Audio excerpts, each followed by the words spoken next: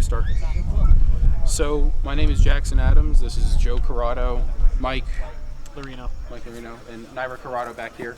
We are portraying the shock battalion of the Czechoslovak Legion during the Russian Civil War. So the Czechoslovak Legion begins as volunteer units of Czechs and Slovaks under the Russian army in the First World War, oftentimes Austro-Hungarian defectors. And they're serving the Russian army for the purpose of creating an independent Czechoslovakia out of the post-war peace that was supposed to come. Now, the Russian Revolution kind of puts a stop to this because the Germans and the Austrians are successful in the Eastern Front, and they're going to give no quarter to the Czechs and the Slovaks. So they decide that in agreement with the French army, they are going to be transported to the Western Front to fight in France. Well, to get there, they either have to go north to the subarctic or cross Siberia.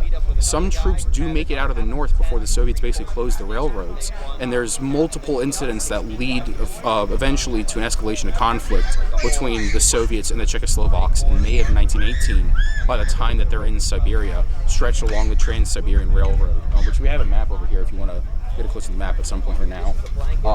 This is everywhere from European Russia all the way here to Vladivostok in the east. So they had to go about roughly 5,777 miles across the whole length of the Trans-Siberian Railroad, transporting roughly 40 to 50,000 soldiers across that. Because of their rebellion against the Soviets, they are supported by what are usually called the White Guards or the White Army. They're the anti-communist Russian army soldiers in Siberia and elsewhere, and the Cossacks. So the Czechs and these white forces fight together to free Siberia from the Soviets, and this opens up a large front to fight against the Bolsheviks. They basically get tasked with defending the railroads on the Trans-Siberian for most of 1919, and by 1920, with the defeat of the Whites, the Czechs do make it across the railroad, and they all actually go back to Czechoslovakia, which is a country at this point. Czechoslovakia gains its independence in October of 1918, even before the armistice is signed. So for 2 years, these men are in a completely foreign land, having to fight people they really have no interest in actually fighting. That's basically their saga. So a lot of their officers go on to be famous Czechoslovak army officers in the Munich conference in that time period in 1938. They're going to be politicians.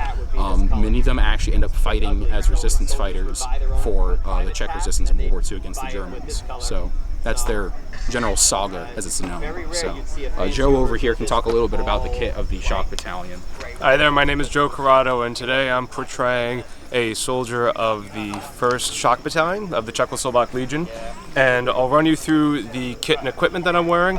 Most of this equipment is from Imperial Russia, so I'll start from the head. So on my head, I'm actually wearing a French Adrian helmet that was repurposed for Russian use by being painted this almost mustard color and donned with the Imperial Russian cockade. You can see here that the national Czechoslovak colors are over here, or over the Imperial Eagle. That was often done on these helmets, or they would be painted as well, like such. Sometimes even skull and crossbones for the shock battalion. The skull and crossbones was a very common motif amongst shock battalions. You could see here, this is our patch denoting that we are in fact a shock battalion. The skull was a very common motif with the crossbones as well. As I said before, the clothing, this is all holdovers from the Imperial Russian Army, as is most of the equipment here too.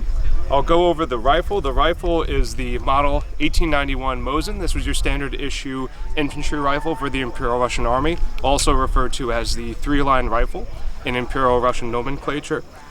Other rifles that were used by the Czechoslovak Legion also included rifles from the Japanese Army. This is the Type 38 Arisaka. This was also seen being used too. The one we don't have here being the 1895 Winchester, which was a Russian contract rifle from Winchester that was actually a lever action, chambered in 7.62 54R like this rifle, and even magazine fed with the same stripper clips, but practically unobtainium. But there are photos of the shock battalion using them. And then as far as pistols are concerned, shock troops also had pistols. They were not issued holsters, they would just be tucked into their belts like such. This is your 1895 Nagant revolver. This was the standard issue sidearm for Imperial Russian officers. And it's a 7-cylinder revolver. Yeah, very unique compared to other revolvers. And had a little ejection pin that you had to eject each round individually, and then load 7 times, and a bit messy. And then we have here a couple of different ways that we carried ammunition. We have both leather ammunition pouches and we also have bandoliers. The bandoliers would contain charger clips like this, as would the ammunition pouches. And one thing that we also carried a lot of as shock troops are grenades. So we had a few different kinds of grenades.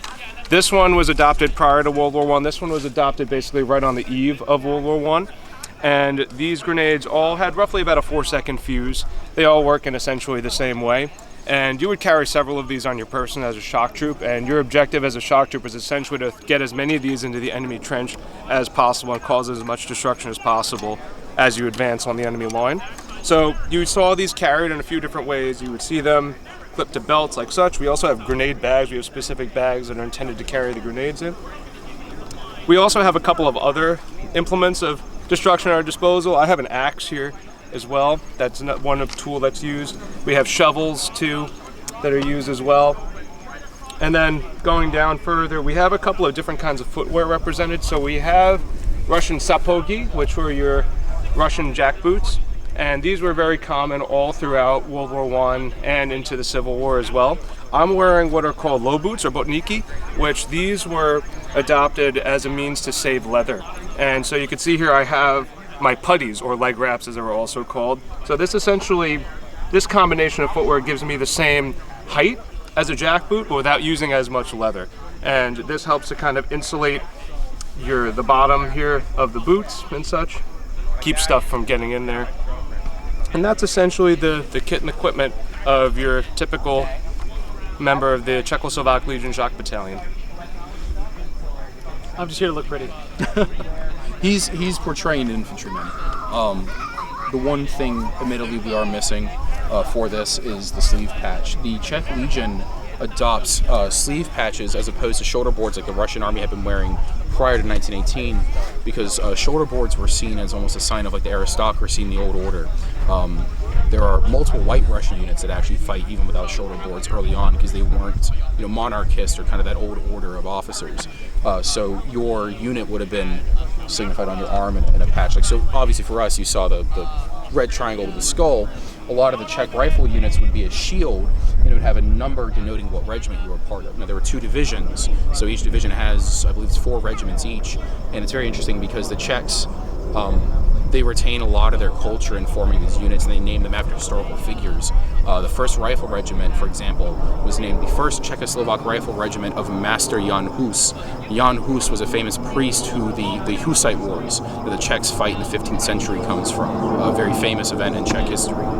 So that's essentially what the average Czech rifleman would have looked like for the period of 1918 to 1919. Obviously, again, the national colors denoted on the cap.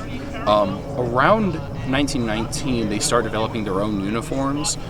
It's called the Vladivostok uniform because it mostly only saw service with the Czechs who were already in the Far East in the port of Vladivostok. Most of the troops fighting in the actual Civil War closer to Lake Baikal or even as far west as Chelyabinsk would be wearing former Russian army uniforms.